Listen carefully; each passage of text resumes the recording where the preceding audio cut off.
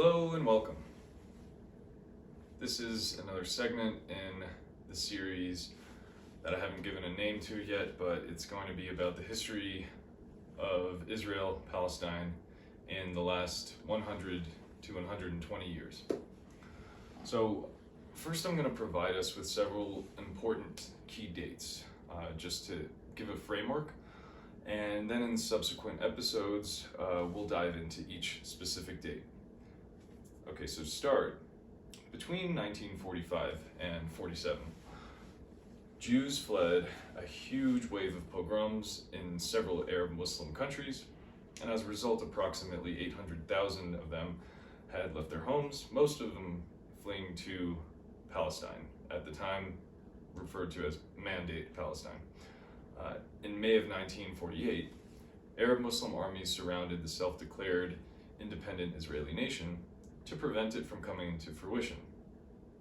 After about 9 to 10 months of fighting, the armies finally surrendered to Israel, and as a result, 750,000 Arab Palestinians were displaced from their homes, while roughly 100,000 Arabs stayed in Israel, later to become Israeli citizens. In June of 1967, Israelis fought a preemptive short 6-day war against Syria, Egypt, and Jordan, as a result gaining a large portion of land that they later returned, with the exception of the Golan Heights. Moving on to 1988, the First Intifada took the lives of many innocent Palestinians as well as Israelis. Groups of militants subscribing to their version of Islam strapped bombs to their chests and blew themselves as well as strangers into bits. They threw stones at Israeli cops and soldiers. They stabbed knives into the bodies of mothers and fathers. In the mid-90s, 1995, a Jewish extremist assassinated the Prime Minister Yitzhak Rabin, making any peace agreement far from achievable.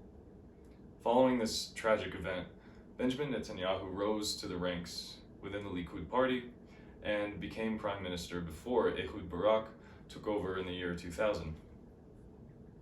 Between 2000 and 2005, the Second Intifada took the lives of many more innocent Palestinians and Israelis, a sadistic sequel to the atrocities of 1988. On October 7th, 2023, several thousand Hamas militants broke through the Gazan border and invaded the streets, a Nova music festival, and several kibbutzim. In less than 24 hours, they murdered 1,200 and took at least 240 Israelis hostage back into Gaza.